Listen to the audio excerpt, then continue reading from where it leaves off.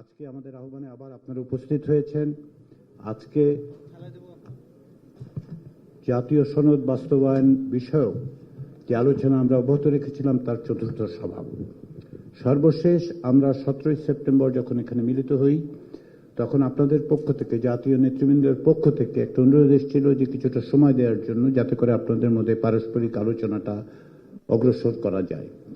কমিশনের পক্ষ থেকে আমরা যেটা সবসময় বলে এসেছি যে বাস্তবায়ন প্রক্রিয়ার বিষয়ে আমরা অনুঘটকের কাজ করছি এবং আমাদের পক্ষ থেকে যে প্রস্তাবগুলো সেগুলো আমরা বিশেষজ্ঞ কমিটির সাথে আলাপ আলোচনা করে এবং আপনাদের যে মতামত সেই মতামতের প্রতিফলন ঘটিয়ে একাধিকবার উপস্থাপন করেছি।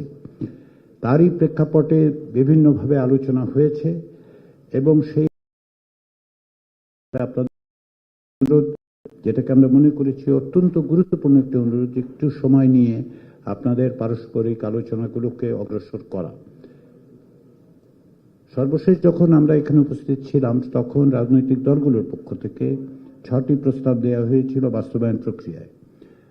আমরা যেটা বলেছিলাম সেটা হচ্ছে যে এই 6টি প্রক্রিয়ার বিষয়ে আলাপ আলোচনার মধ্যে দিয়ে যদি এটাকে একটি জায়গায় আনা যায়, এখানে উপস্থিত 30টি রাজনৈতিক দল যদি একটি প্রস্তাব দেয়, তাহলে আমরা অন্তর্বর্তী সরকারের কাছে সানন্দে সেই প্রস্তাব উপস্থাপন করে বলবে একটি মাত্র প্রস্তাব আছে, এটা বাস্তবায়নের পথ, এইভাবে আপনারা বিবেচনা করতে পারেন।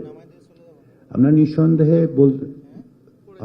অন্তর্বর্তী সরকারকে এটা বলতে পারি না যে ঠিক কিভাবে তারা বাস্তবায়ন করবেন, কিন্তু আমরা এটা অবশ্যই সুপারিশ করতে পারি যে বাস্তবায়নের এই ব্যাপারে একটা ঐকমত্য আছে। আমরা সেরকম একটা স্বপ্ন এবং প্রত্যাশা নিয়ে আজকে এসেছি এখানে, যে কমিশন মনে করে সম্ভবত আপনারা সকলে মিলে আলাপ আলোচনার মধ্যে দিয়ে এক জায়গায় আসতে পারবেন। যদি সেটা না হয়, আমরা কমিশনের পক্ষ থেকে সিদ্ধান্ত নিয়েছি সেটা হচ্ছে যে কমিশন একাধিক বাস্তবায়ন প্রক্রিয়া সম্পর্কে প্রস্তাব দেবে। আপনাদের মনে আছে যে আমরা সর্বশেষ যখন মিলিত হই তখন আমাদের বিশেষজ্ঞ প্যানেল থেকে যে মতামত দেয়া হয়েছিল সেই মতামতগুলো আপনাদের সামনে আমরা উপস্থাপন করেছিলাম। এখানে একটি ত্রুটির কথা আমরা বিনয়ের সাথে স্বীকার করতে চাই। সেটা হচ্ছে, আমরা বলেছিলাম বিশেষজ্ঞদের সর্বসম্মত চূড়ান্ত অভিমত। এক অর্থে এটা ছিল আমাদের প্রত্যাশা, যেটাই বোধহয় সেই জায়গায় এসে আমরা দাঁড়াতে পারবো, কিন্তু আসলে এটা চূড়ান্ত যে হয়নি সেটা আপনারা জানেন এবং আমাদের দিক থেকে সম্ভবত চূড়ান্ত বলা ঠিক হয়নি। সেজন্য আমরা কমিশনের পক্ষ থেকে আন্তরিকভাবে দুঃখিত। তারপরেও আমরা বিশেষজ্ঞদের সাথে আলাপ আলোচনা করেছি এবং তারা বিভিন্ন রকম মত দিয়েছেন। বিশেষ করে 17 সেপ্টেম্বরের আলোচনায় যে সমস্ত বিষয় উঠে এসেছিল সেগুলোকে আমরা বিশেষজ্ঞদের কাছে অবহিত করেছি এবং তারই ভিত্তিতে তারা কিছু পরামর্শ দিয়েছেন, তাদের আগের অবস্থানকে ব্যাখ্যাও করেছেন। আমরা সেগুলোর পাশাপাশি যেটা মনে করি সেটা হচ্ছে যে শেষ বিচারে এই সিদ্ধান্ত, বাস্তবায়নের সিদ্ধান্ত অন্তর্বর্তী সরকারের এবং রাজনৈতিক দলগুলোর। সেখান থেকে বিবেচনায় আপনারা সকলে উপস্থিত আছেন, আপনাদের মধ্যে ঐক্যমত্য, আপনাদের মধ্যে যদি এক ধরনের একমত হওয়ার জায়গা তৈরি হয় তাহলে এটা বাস্তবায়ন করা সহজতর হবে, সম্ভব হবে, দ্রুততার সঙ্গে করা সম্ভব হবে। এই সমস্ত বিবেচনার কথায় আজকে কমিশন সকালবেলা মাননীয় প্রধান উপদেষ্টা এবং কমিশনের প্রধানের সাথে বৈঠক করেছে। তিনি সবসময় এই বিষয়ে খোঁজখবর রাখছেন এবং আবারও আজকে সকালে বৈঠকে তিনি অত্যন্ত দ্রুততার সঙ্গে কাজ এগিয়ে নিয়ে যাওয়া এবং বাস্তবায়ন প্রক্রিয়া সহ বিশেষত সনদের জায়গাতে সনদকে সকলের গ্রহণযোগ্য করে সকলের স্বাক্ষরিত একটি রাজনৈতিক দলিলে পরিণত করা যায় কিনা সে বিষয়ে আমাদের তাগিদ দিয়েছেন। কমিশনের পক্ষ থেকে আমরা আপনাদের অনুরোধ করেছিলাম যে সকল রাজনৈতিক দলকে যে আপনাদের 2 জন প্রতিনিধির নাম পাঠান। আমরা 3/4 দলের কাছ থেকে এই ব্যাপারে নামগুলো পেয়েছি। আমরা জানি যে আপনাদের বিভিন্ন রকম ব্যস্ততা আছে, সেই কারণে হয়তো নামগুলো পাঠানো সম্ভব হয়নি। আপনারা দ্রুততার সঙ্গে যদি এগুলো পাঠান তাহলে আমরা 15 তারিখের কাছেদারের সময়ে কোনো এক সময় সম্ভব হলে একটি আনুষ্ঠানিকতার মাধ্যমে এটি স্বাক্ষর করতে চাই। এটা আমাদের প্রত্যাশা, এটা আমাদের আশা। কিন্তু অত্যন্ত ইতিবাচক দিক হচ্ছে যেটা 3/4 বেশি কয়েকটি মাত্র দল এখন বাকি আছে, এবং তারা আমরা মনে করি যে বিভিন্ন ব্যস্ততার কারণে সম্ভবত সম্ভব হয়নি বা অন্যান্য বিবেচনা থেকেও নাও হতে পারে। তো আপনারা যদি এই বিষয়ে একটু মনোযোগ দেন তাহলে সনদের কাজের জায়গাটা আমরা ইতিমধ্যে যা সম্পাদিত হয়েছে সেটা শেষ করে ফেলতে পারি আর কি।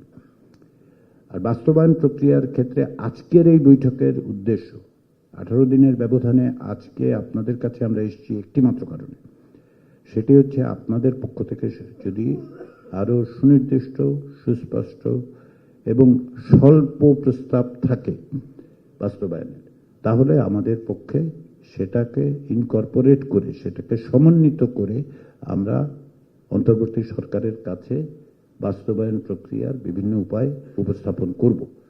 আমাদের লক্ষ্য হচ্ছে যে অবশ্যই 15 অক্টোবরের আগে এই প্রক্রিয়া শেষ করতে হবে। সামনে নির্বাচনী প্রক্রিয়ার সঙ্গে আমরা দেখতে পাচ্ছি যে রাজনৈতিক দলগুলোর বিভিন্ন সাংগঠনিক ব্যস্ততা আছে, নির্বাচনী প্রস্তুতি আছে, আপনারা বিভিন্ন এলাকায় যাচ্ছেন, সেগুলো যেন বাধাবিঘ্ন না হয় সেটা আমরা করতে চাই। তাছাড়া মেয়াদের দিক থেকে 15 অক্টোবরই মেয়াদ শেষ হবে, তারও আগে আমরা এটা শেষ করতে চাই। সেই বিবেচনায় আজকে আমরা প্রত্যাশা করছি, আমরা আশা করছি যে আজকে আপনারা সুনির্দিষ্টভাবে উপস্থাপন করবেন। এক্ষেত্রে একটু স্মরণ করিয়ে দিই, আপনারা প্রত্যেকটি রাজনৈতিক দল যার যার অবস্থান থেকে দলীয় অবস্থান আপনারা বলেছেন, আপনারা লিখিতভাবে দিয়েছেন, আলোচনা করেছেন। আমরা সব মিলে আগে যে 3 দিন বৈঠক করেছি সেক্ষেত্রেও আপনারা বলেছেন। ফলে আপনাদের প্রতি আমাদের আন্তরিক অনুরোধ হচ্ছে একটাই, দলীয় অবস্থানটা আমরা জানি, সকলেই জানি, পরস্পরও জানি। আপনার পাশে যিনি বসে আছেন, আপনার থেকে দূরে যিনি বসে আছেন তিনি জানেন। ফলে এটার পুনরুচ্চারণ করে খুব বেশি অগ্রসর হওয়া যাবে না, কারণ একই কথা আমরা বারবার বলছি। তাতে যেহেতু এটা লাইভ ব্রডকাস্ট হয়, বাংলাদেশের নাগরিকরা দেখতে পাচ্ছেন, কিন্তু আমাদের লক্ষ্য তো হচ্ছে এটা একটা চূড়ান্ত জায়গায় উপনীত হওয়া। সেই জায়গায় যেহেতু আমরা সংবাদপত্রে খানিকটা দেখেছি, কিন্তু সবটাই সংবাদপত্রে গণমাধ্যমে দেখা যায় না। আমরা জানি যে আপনাদের মধ্যে আলোচনা হয়েছে, তার ভিত্তিতে আপনার যদি দলগত বিবেচনার বাইরে গিয়ে সম্মিলিতভাবে কোনো প্রস্তাব দিতে পারেন, সেটা নিয়ে আমরা আলাপ আলোচনা করব।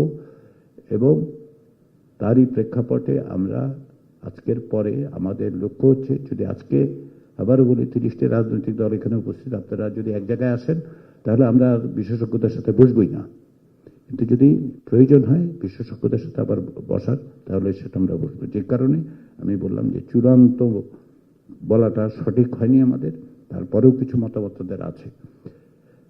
সবশেষে যেটা আমি স্মরণ করিয়ে দিতে চাই, যেটা আপনাদের আমার স্মরণ করিয়ে দেওয়াটা প্রয়োজন নেই, তারপর আমি স্মরণ করিয়ে দিতে চাই, সেটা হচ্ছে আমরা সকলে এখানে উপস্থিত হয়েছি একটা ব্যাপক গণ অভ্যুত্থানের মধ্য দিয়ে।